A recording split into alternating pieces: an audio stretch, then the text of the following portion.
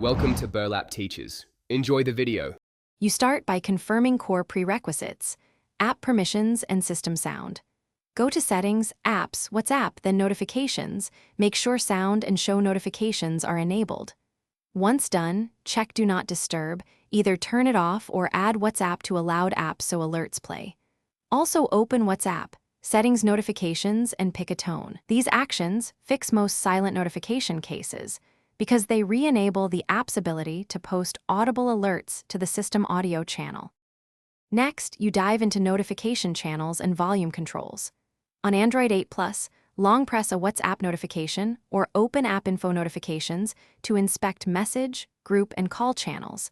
Make sure each has sound set and importance high. Then adjust system notification and media volume so tones are audible. Also go to battery settings and exclude WhatsApp from optimizations.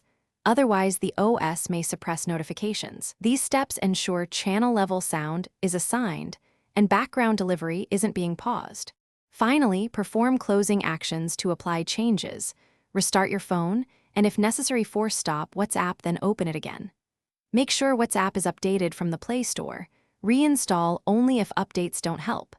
Then test by sending yourself a message and selecting a different notification tone in WhatsApp to rule out a corrupted sound file. If problems persist, try enabling notifications for another app. If that works, WhatsApp-specific settings or a reinstall will resolve the issue. That's your key troubleshooting. Thanks for watching. Consider subscribing if this video helped you.